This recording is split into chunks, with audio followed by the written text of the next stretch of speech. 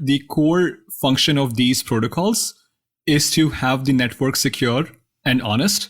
And so these protocols are not necessarily designed to be capital efficient, right? Or generate some sort of liquidity to build a financial system. And that's where liquid staking plays such an important role, because it is trying to bring these two core components together.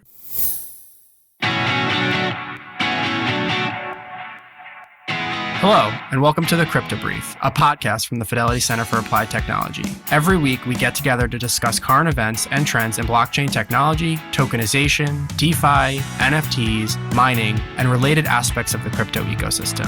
I'm your co-host, Ryan Stubbe, Director of Bitcoin Mining, and I'm joined by Jason Ward, Head of the Blockchain Incubator, Parth Gargava, Product Architect within Fidelity Labs, and Jack Newwriter, Research Analyst with Fidelity Digital Assets. Before we begin, just a friendly reminder that this discussion is for educational purposes only and should not be viewed as investment advice or a recommendation for any security or asset. The views expressed are those of the co-hosts and not necessarily those of Fidelity Investments or its affiliates. As we all know, digital assets are speculative and highly volatile and are only for those investors with a high risk tolerance. Programming note here that we recorded this special episode on liquid staking on February 8th, a day before the news broke about the SEC settlement with crypto exchange Kraken over their staking as a service program. Hey guys, how are you? Doing well. Pretty good. How about you?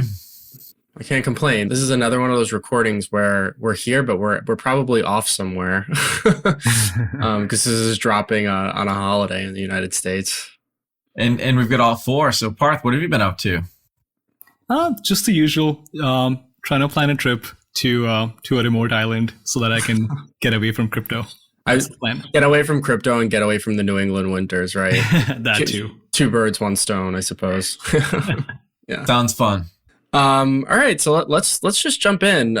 This is a special episode, so you're not going to be covering a summary of the news like we usually do. Today we're going to talk a little bit about liquid staking derivatives, LSDs. It's been pretty popular in the space. We've seen a lot of different projects working on this.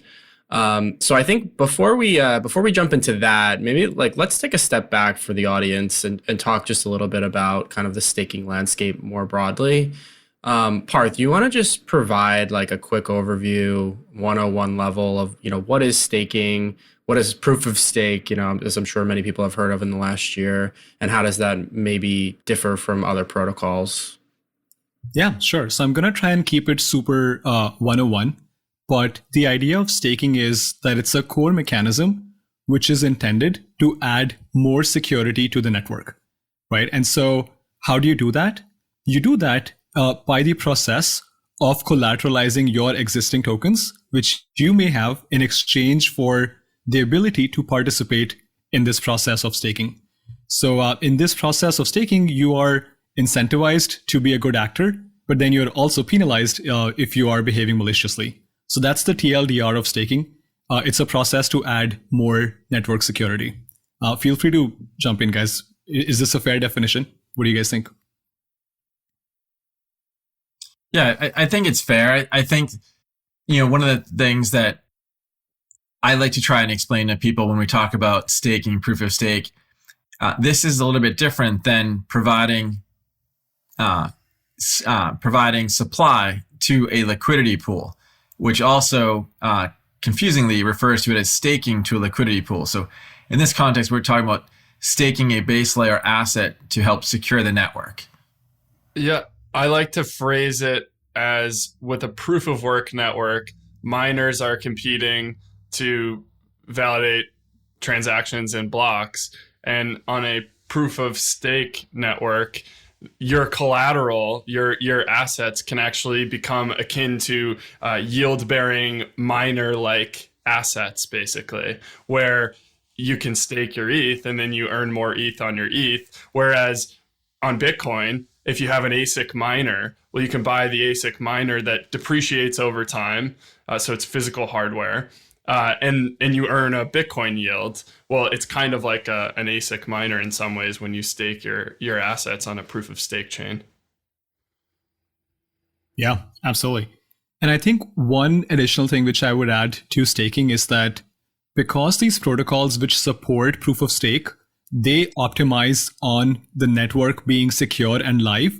There are a lot of intrinsic concepts. There are concepts which are specific to staking.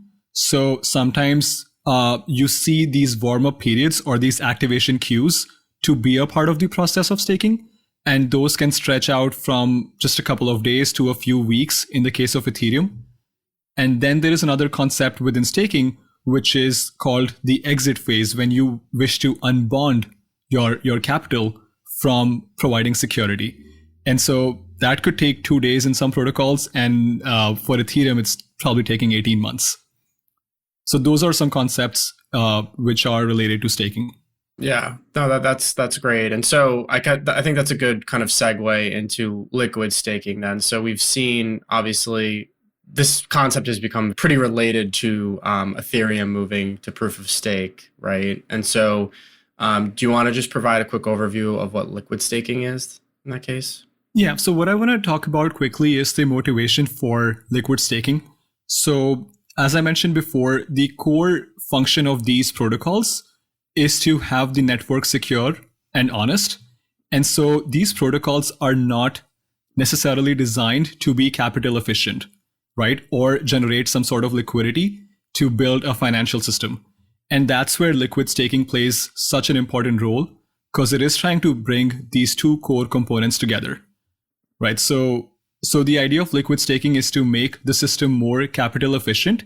It's the process of locking your assets to earn rewards while still having access to the assets. That's the TLDR of liquid staking. So it's basically a synthetic version of the asset in which you've staked on the protocol. Mm-hmm. That's correct. Okay, and I think maybe it's worth just kind of calling out and clarifying. They're referred to in the industry as liquid staking derivatives, right? Which may be a bit of a misnomer just when you think about derivatives and derivatives contracts and what they're intended to represent. Jason, do you have any kind of thoughts on that? Yeah, I do. I think, explaining it as a synthetic representation, representing some value that you've locked up or encumbered, is a better description, in my opinion. When I think about derivatives, I think about even industry associations like ISDA, the International Swaps and Derivatives Association. You're looking at things like futures, options, maybe interest rate swaps or credit default swaps, even weather swaps, where you have two parties entering into a contract, and that contract typically has set terms and financial terms as well as durations. And it's often bilateral, although some of those other products like futures and interest rate swaps, even CDS at this point, are essentially cleared. So I don't think of them as entering into a contract in the same way. You're not following an ISDA master agreement or a collateral control agreement. You're utilizing a decentralized application protocol. You're agreeing to those rules, and the code helps enforce that rule. So you deposit the base asset. In return, you receive this derivative token or synthetic representation of your base asset. And then you have the ability to go out and use that in some other way. So if you were to have a future or an option or a swap, you couldn't take that position and pledge it as collateral to secure some other party. You may have the ability to assign it through a novation, but otherwise you're stuck with that position for the duration of the contract unless you sell it. So definitely another example where taxonomy becomes really important in the crypto asset space. Yeah, for sure. And so once you get that LSD, you can kind of take it out and do different things with it in DeFi. And I want to get there, but maybe before we go there, we probably should just take another step back and just briefly discuss the different types of staking. I think that would be helpful. Parth, you want to kind of just lay that out for us? Yeah, sure. So there are 3 types of staking services or staking options. The first one is staking as a service, where what you do is you give your assets to a centralized exchange, someone like Coinbase or someone like Figment, and in return, they stake for you and you get a part of the rewards. So that's staking as a service. The second option is that you stake in a pool. In order to stake or in order to stake by yourself, you need 32 ETH. That's the upfront capital requirement. And in case you do not have that, then you rely on a service like Rocket Pool, where you provide a part of the 32 ETH, and the Rocket Pool contract will match you with others so that your 32 ETH becomes whole, and then they participate in the staking service. So that's option number 2, which is where you're relying on a smart contract. And I think the third one is called solo staking, or staking on bare metal, where the idea is that I use a simple node. I use a really basic laptop. The minimum requirements for Ethereum staking are super low. And all I do is I put up 32 ETH as my capital, and I start participating in the process of staking. Mm-hmm. It's definitely more technical compared to staking as a service, but then you get more rewards. So I think there are trade-offs in all of these processes. The more stuff you do by yourself, the greater the rewards, but it's more complex and more technical. Yep. Yeah. All right. So just to summarize, just to make sure that I understand and everyone listening understands. So when you think about the node itself, right, you can, host a full node, right? And you could do that yourself or through a third party, and that would require 32 Ethereum to do that, right? Alternatively, there are pooling services where you can contribute, a portion of that, and then that service, whether it's a centralized entity like Coinbase or a decentralized entity like Rocket Pool, right, will aggregate that and stand up a node, with other, presumably funds from other customers. Yeah, I think that's right. In part, you mentioned that there are infrastructure providers, so that's absolutely the case. But one of the questions I often get from people when we talk about Ethereum staking in particular is, okay, you said we need 32 ETH. What if I have more? If I put more ETH bonded to this validator, does that give me a better chance of winning a block? And the answer to that is no. We'll call it, for purposes of discussion, an equitable distribution, because any validator node that has 32 ETH is eligible to add a block to the ledger and participate in the transaction fees. So just because you might have more value at risk on a particular validator doesn't mean that you have a better chance of winning a block. Yeah. And to your point, Jason, if you had 64 ETH, if you're lucky enough to have 64 ETH, then you would be better off obviously running two separate validators of 32 ETH lots. And if you have 64 ETH in one validator, again, it doesn't make you any more likely or earn more rewards than a 32 ETH validator. It makes it actually less capital efficient. If you just think about like the total capital that's involved in running that validator, you're better off splitting things up into 32 round lots of Ethereum. Yeah, better chance of adding a block if you have more validators contributing to the network. Mm-hmm. Yeah, I do have to say the chance of getting the opportunity to get block rewards or propose a new block as a solo staker is really low. So as someone who is a solo staker, I've been staking for the last 3.5 months. And so far, I haven't received the opportunity to propose a block even once.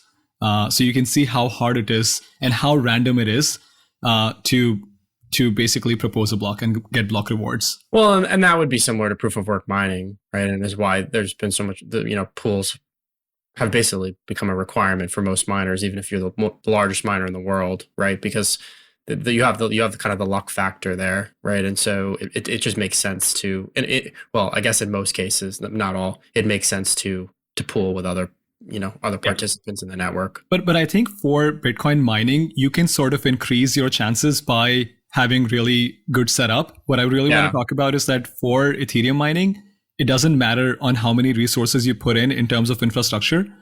It is still super random on the opportunity of actually proposing a new block. True. Okay. That's fair. Definitely fair. All right. So I guess, I've gone to X provider, I've staked my ETH, and I've received, this LSD. So now what? What are people doing with it? In DeFi or otherwise? Yeah. So I think one of the biggest benefits that liquid staking truly unlocks is the ability to interact with multiple DeFi platforms, right? So you are earning multiple rewards from just one pool of funds, and that's the major unlock which liquid staking has provided. And also, at the same time, instead of just interacting with DeFi protocols, you are still adding to the network security of the base layer. So it's a win-win because I'm sort of contributing to the security of the network, but at the same time, I have my assets which were initially illiquid, but now I can use them in a bunch of DeFi platforms. So that's the core purpose. And also, I guess one important thing to sort of talk about here is that if you use liquid staking, users have the option to unstake whenever they choose to, which isn't typically the case when you are staking directly on the base layer. So that's a really important point. And I was trying to think about how many validators are currently supporting the Ethereum network. I knew back in September when we shifted to proof of stake, it was over 400,000. It's being reported that there are over 500,000 validators right now. So back to that randomness. So that means that there are 32 ETH tied up on 500,000 validators, roughly 16 million plus Ethereum that are not eligible to be used in another way. So the proportion that is represented by a synthetic staking token gives those holders that value of using it. So they could lend it, they could trade it. It seems to me that just holding a staking derivative or LSD isn't really any different than holding the base asset. So you may want to utilize it. If you're not looking to take on that additional opportunity, you might as well hold the non-productive base. Is that fair? Yeah, and Jason, I think you make a great point of proof of stake networks. The staking yield necessarily becomes like this barrier to entry for using that asset in DeFi or something, right? If I know that I can get, let's just say it's hypothetically a 5% annualized rate of return on my ETH by staking it or delegating it to somebody to stake it for me, well, then anything that I'm going to do with that ETH better return me at least 5%. Otherwise, I'm just going to stake. And so you basically get this like battle between application usage and like network security of a proof of stake network. But if you introduce liquid staking derivatives, well, then all of a sudden I can earn the yield or most of that yield through that liquid staking derivative, and I can use that minted token that's earning me yield to then go do something in DeFi or lock it up in a protocol that's useful and I can use it some other way. And so it doesn't put network security and dApps at odds with each other. So in addition to increased security at the kind of protocol level, as well as increase of utility of the asset that you own, right? Are there any other advantages or benefits to LSDs? I think it's just capital efficiency. Before liquid staking derivative, for people who were long on ETH or close to December 2020, the only option that they had was to lock their ETH and forget about it and basically hope that the merge successfully happens and then the Shanghai upgrade also happens. So, but now it's more capital efficient thanks to liquid staking derivatives. And then like you mentioned before, increased chain security. So now I can contribute to security, but I'm also doing my DeFi stuff. I mean, it may not be the best comparison, but I think Parth really hit on it, optionality, right? So I think about the fractional reserve banking system today. I take dollars, I deposit them in my local bank or credit union. I've got that balance. They can turn around and utilize it to make some loan elsewhere. And the borrower of that value then is putting it to use. So I almost look at it as a way to multiply the effect of the base asset itself. So optionality, yes, I now have liquidity. If I want to, I can make some decision to get something that might exceed the base level yield, or I hold on to it, or you get it into lending and then you get the flywheel effect of somebody else borrowing it, spending it. How do we see the market evolve? I don't want to say grow, I would say evolve because of the volatility that can be associated. So if you do choose to use it, you are at risk of maybe not getting the same amount of your base asset back.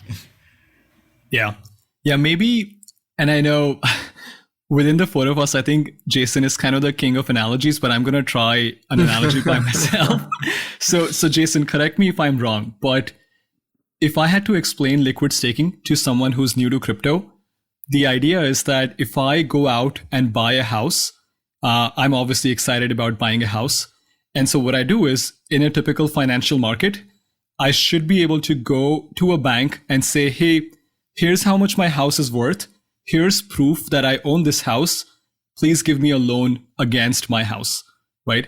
And so obviously in crypto, we don't have a mature traditional finance market, but I think liquid staking would probably be the first use case where actually I can go and use a proof or a receipt of tokens and borrow something against it, use that in DeFi protocols against an asset. Is that a fair analogy? Did I miss something here? I think it's a good analogy. I think some people might push back and say, well, if I'm pledging my value to a liquidity pool, again, confusing term, but staking to a liquidity pool, that might be a way where I'm getting to monetize it. But in that case, you risk, we call the impermanent loss, or you might get back some other ratio versus what you put in initially.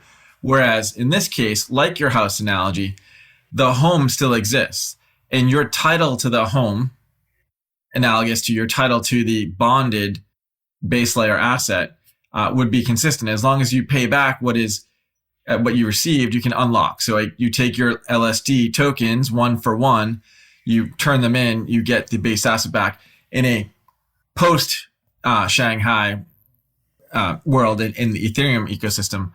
But I do like the fact that you have that type of optionality. So I think home is a good one because for most people, it's their biggest value. They're trying to anchor or build wealth around that. So you could say that you want to hold base level assets in there and anchor you're trying to build wealth around. But the ability to borrow against them is what I think is similar. Got it. Makes sense.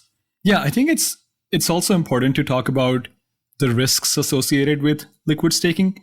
Yeah, I was just about to go there because Jason, I think, made a good point.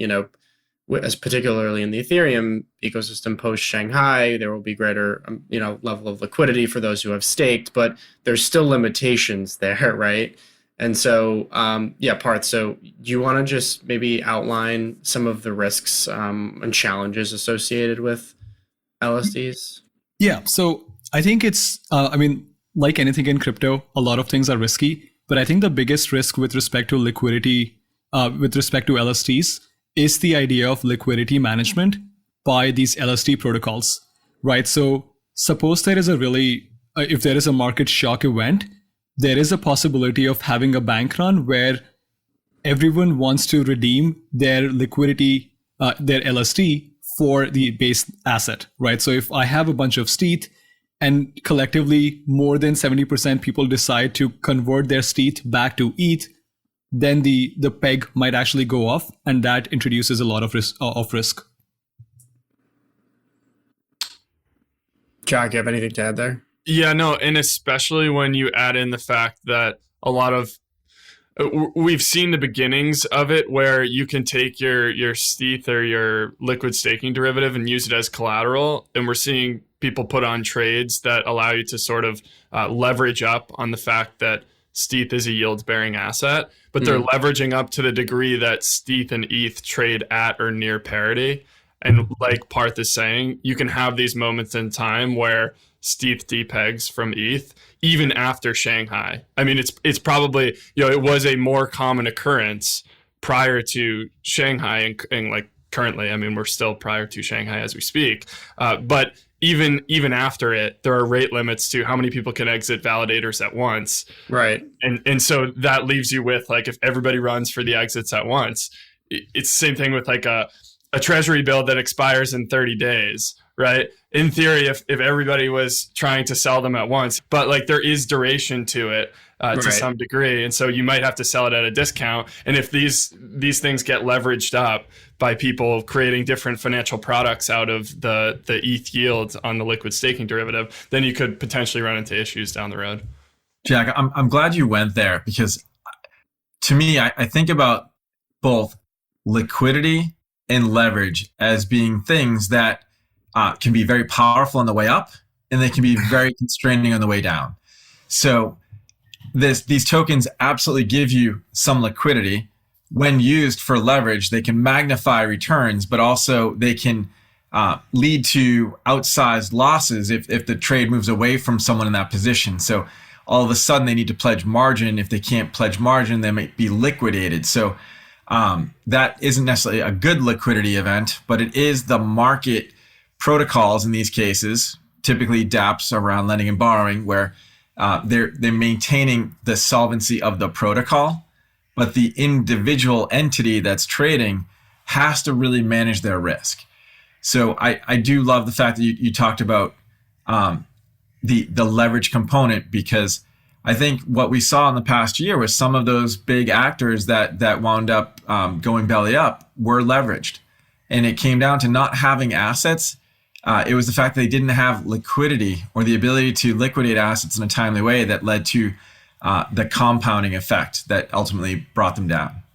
Yeah, and I think my mind kind of immediately goes, and this might be like a bad comparison, but rehypothecation more broadly, and I'm not, I don't necessarily think that LSDs are in their own kind of rehypothecation in their own right, but I do think you start to see that kind of effect when you compound. You reminded me of it when you said compounding, Jason. So if you are taking your staked ETH or your STETH, and you're taking out a flash loan on that, and then taking that flash loan to do something else and using that, right? Like, I think it gets very blurry, right? Around kind of the amount of leverage on, that you have, that the system has, and like what that does if there is some sort of systemic event that you see kind of like a dislocation in the base layer asset, right? And, I'm particularly concerned about that, just given what we've just experienced in the market, and that those were with centralized player, in a lot of cases, centralized players that had, pretty much full transparency into what was happening kind of in the background from a leverage perspective. And in some cases they didn't, but mostly they did, right? Where here, when you're talking about cross-chain, different protocols, different, dApps within those protocols, right? I think there's a high probability, or maybe not probability, but a high likelihood where it could kind of get away from us. And Ryan, it's kind of true, but some people outside of the forest might not be familiar with what rehypothecation is, and maybe you could just take a minute to explain how that. You know what? I would try to, but I think not to put you on the spot, but you have the strongest traditional finance background. You're good with the analogies too. Yeah. Sorry. I didn't mean to set you up. No, and I mean, I can do it, but it might be at the detriment of you guys. The simple and the thing audience. that I would say is, an actor takes out a loan and they pledge collateral. So the party that is secured by that collateral can use that collateral for some other purpose. So that's what they call rehypothecation. So I'll give you an example that, as a secured party, you may be allowed to rehypothecate. And let's say this was in a stock or a treasury situation. Jack, you brought up treasuries. There might be an entity that lends cash and receives a treasury in return. If they have use of that treasury, they could turn around and pledge it as collateral to another event, or it could be sold in the market and bought back in. So the rehypothecation means that pledged asset, that collateral, is not fully encumbered. It's being reused in some way. Well, and thanks for that. And the example, and this is quoted quite a bit, within crypto, right? Is within traditional financial markets, particularly during, extreme market events, there have been cases of like this kind of compounded rehypothecation effect where multiple people think that they have the claim to the asset when they actually don't, right? And so that's what I worry about happening here. And the difference between this and traditional financial services is this is way more fragmented, in a lot of different ways than, your kind of TradFi environment. I think that's right. The difference here is you've got a ledger where most people can follow the transactions. True. But a lot of these assets are now cross-chain. I think, Parth, you mentioned that at the beginning. So the chain analysis piece of it, I think, becomes a little bit more challenging when you're dealing with that. And that's actually a pretty decent risk for liquid staking derivatives, where and this is a recent unlock, but now you can actually trade liquid staking tokens on multiple chains. So if I have a stETH, which is corresponding to what I have staked on Ethereum, I can actually take my stETH and go to Polygon, or I can go to a different chain. And in the rare event that a chain completely fails, like what we saw in Terra, then you add a lot of more distress in terms of risk back to the liquid staking protocol. So that's a fair assessment. Yeah, and I mean, like, I don't want to sound overly critical, right? I just think that these are, this is a relatively new concept. And I think we all know that, the ecosystem and crypto users can be very crafty with generating yield, right? And generating return on their assets. And so I think it can get pretty complicated pretty fast with what people are doing with these assets. And I think we just need to be mindful of kind of the broader systemic implications of them doing so. What about another concern? I don't know, Jason, if you had one other thing you were trying to add there. I didn't want to cut you off. Oh, that's okay. I was just thinking in my own mind, it's like that old analogy, with power comes responsibility. Liquidity in this context is power. So if you want that liquidity, that optionality, you have to be responsible.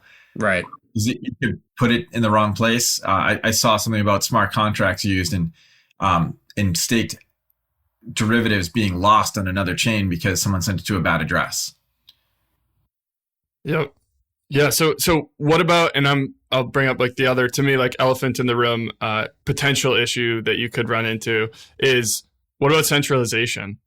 Lido is, I mean, it's a quarter of all staking, I think right now. 4 million ETH locked in Lido, 16 million ETH, give or take, is staked. What if that continued to grow just because stETH became ubiquitous? It was used in all types of applications. You could port that value wherever you wanted to. There's a lot of like network effects there. And then is that a concern if stETH became 33%, 40, or, God forbid, even like 51% of staked ETH? Is that an issue? And also, like, should we just be relying on the goodwill of everybody staking to say, no, there's too much stETH out there. We should now be decentralization maximalists, and everybody should be using Rocket Pool to fight back against some big entity. And I know that Lido just recently, like we could talk about V2 if we want to, put out like sort of their goals is to be more decentralized. But at the end of the day, if it's only one set of like smart contracts and one protocol that has a lion's share of staked ETH, isn't that a concern? Yeah. I guess my counter to that is that it's a super, super new market, right? And so Lido obviously has the first mover advantage. And there is a flywheel effect where the more tokens people submit to Lido, the better yields they're going to give. And so then again, more people would join Lido. But I think you see more competition coming out. So let me just sort of explain how different Lido is from RPL and maybe Coinbase ETH, which is some of the competition. So the idea of Lido is that they have close to 28 node operators. And the idea of a node operator is that you deposit your ETH into the Lido smart contract. And then it's these responsible 28 node operators which are doing the actual staking, right? And so as of now, these node operators are added and removed by the Lido DAO. But when you compare that against RPL or Rocket Pool, within Rocket Pool, they provide much better decentralization where anybody can become a validator, right? So being a validator on Rocket Pool is permissionless. And so I think what you would see is there are going to be more protocols which come in and get some of that market share. But I think it's too soon to talk about 51% attacks or 51% market share of Lido. I know when Lido came out, probably last year or 2 years ago, last year was a point where Lido did have 47% or 45% of the market share, which was really where people really spoke about centralization risks. But I think as more staking providers come in, it's probably going to go further lower. But again, that's just my prediction. Yeah, I agree with your take as well, that there's going to be like sort of a number of different liquid staking derivative protocols. Like we've seen the pickup in Frax being able to offer sort of additional yields using convex and some of the things that they're involved in. So that's like sort of one separate group that offers higher yields potentially. You have Rocket Pool for people that are really emphasizing decentralization and want to run their own validators. So I do agree with your take. I just think it's an interesting dilemma, because even Lido themselves, didn't they just recently have a vote of should we limit ourselves to only a certain percentage? And then basically the vote was dramatically no. We shouldn't be limiting ourselves. We should just have economic incentives that run the market. And if people want to keep staking ETH with us, then we'll let them. Yeah. I don't know. I think we should but more Parth, I think to your point, market forces will probably work this out to a certain extent, right? Yeah, I'm fudding a little bit here. No, intentionally. I'm just trying to play the devil's advocate, just because disclaimer, yeah. we were getting a little bit liquid staking derivatives is you can have your cake and eat it too, and it's the best thing ever, and nothing can ever go wrong. But I do think we poked a few holes here. Yeah, no, and I think that's important. Yeah, so maybe what I can do is, in order to sort of talk about, and I think it's important for us to talk about the Shanghai upgrade and how that's going to enable more competition. So maybe this could be a good segue of what Shanghai upgrade is, and then I can maybe talk about how it's going to get more competitors. Jack, do you just quickly want to give us an overview of what Shanghai is? Yeah, so effectively, Shanghai is just the idea that when you stake ETH currently, you can't actually unstake and then withdraw from a validator. I believe you can actually unstake, but then you just don't earn rewards and you can't get slashed. But you can't actually withdraw it and then go and use your ETH. The 32 ETH that you staked is stuck there on the consensus layer effectively. And so all the Shanghai upgrade is focused on is primarily just letting you unstake, withdraw, and then go use your ETH. And for these liquid staking derivatives, well, what does that actually mean? Well, it means that the 4 million ETH that are locked in Lido as stETH, you could see some people want to take their ETH out of stETH and maybe move over to Rocket Pool and start running their own validators, because for whatever reason, maybe they find that to be more interesting. But I think that what you're maybe getting at, Parth, is we could start to see a real shakeup in the liquid staking derivative market, just because now all of a sudden everybody that has these liquid staking tokens, it's not just that they can swap them back and forth with each other. Now they can actually redeem for the underlying asset after Shanghai. Exactly. Yeah, that's exactly what I was talking about. So that's one part of it.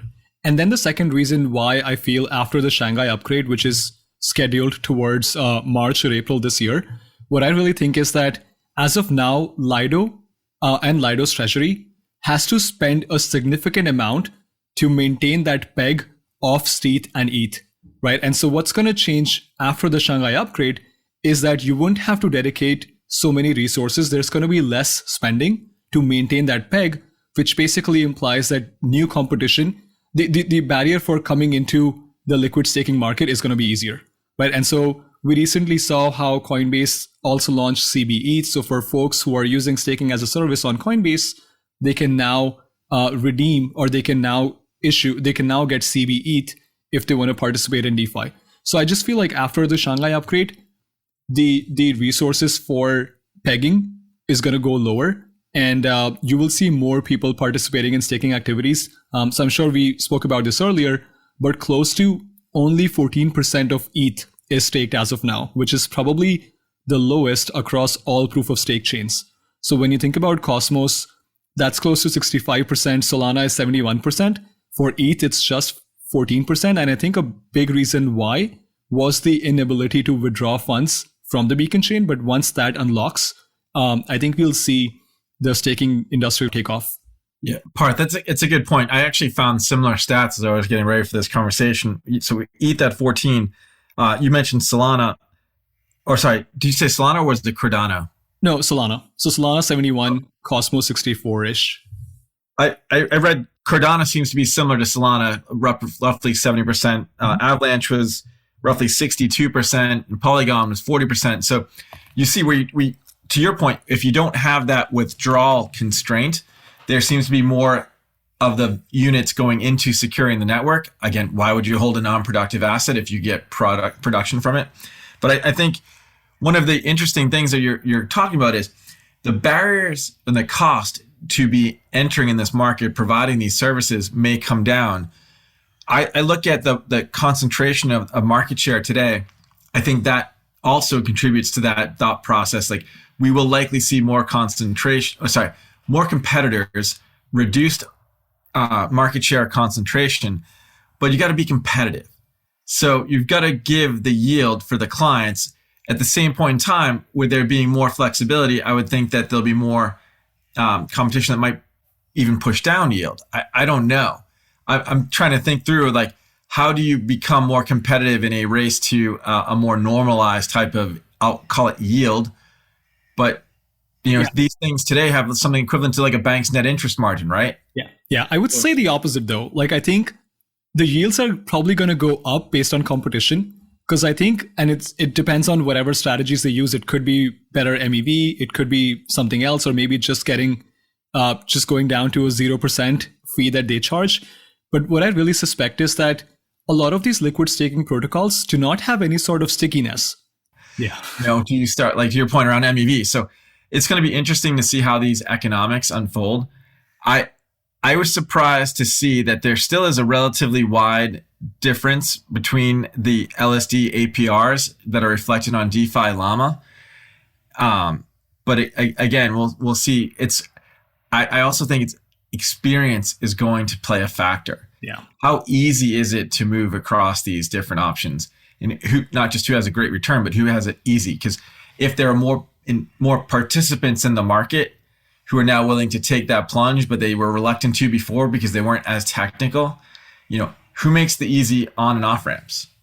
I think that's a good place to end it. I think we're going to continue to see more, obviously, on this. I think the optionality is good. Obviously, it's the space has been dominated, by a couple of key players. But I think, as we pointed out, there's more products coming to market on this. There's going to be demand as more and more assets get staked across Ethereum and other networks. And so we'll definitely continue to monitor this as it plays out. So thanks, guys, for the discussion. Great chat as always. And for everyone else, we'll talk to you next week. Have a good rest of your week. See ya. Digital assets are speculative and highly volatile, can become illiquid at any time, and are only for those investors willing to risk losing some or all of their investment and who have the experience and ability to evaluate the risks and merits of an investment. Past performance is no guarantee of future results. Staking digital assets involves a number of significant risks, including the loss of value of the token being staked due to excessive fluctuations in the crypto market, lack of liquidity or ability to withdraw the staked tokens, rewards being slashed due to malicious acts or inadvertent mistakes by staking providers, or the complete loss of staked assets due to a hack attack on a provider. Earning a yield is not guaranteed. Staking is a highly complex activity that requires expertise and appropriate understanding of the technology involved. This podcast was produced by Fidelity Center for Applied Technology, also known as FCAT. FCAT does not offer digital assets nor provide clearing or custody of such assets. It is for informational purposes only and is not intended to provide tax, legal, insurance, or investment advice, and should not be construed as an offer to sell, a solicitation of an offer to buy, or a recommendation for any security or other asset by any Fidelity entity or any third party. Views expressed are as of the date indicated, based on the information available at the time, and may change based on market or other conditions. Unless otherwise noted, the opinions provided are those of the authors and not necessarily those of Fidelity Investments or its affiliates. Fidelity does not assume any duty to update any of the information. Fidelity and any other third parties mentioned in the podcast are independent entities and not affiliated. Mentioning them does not suggest a recommendation or endorsement by Fidelity. This information is not intended for distribution to or use by any person or entity in any jurisdiction or country where such distribution or use would be contrary to local law or regulation. Persons accessing this information are required to inform themselves about and observe such restrictions. Third-party trademarks appearing herein are the property of their respective owners. All others are the property of FMR LLC. Copyright 2023. FMR LLC. All rights reserved.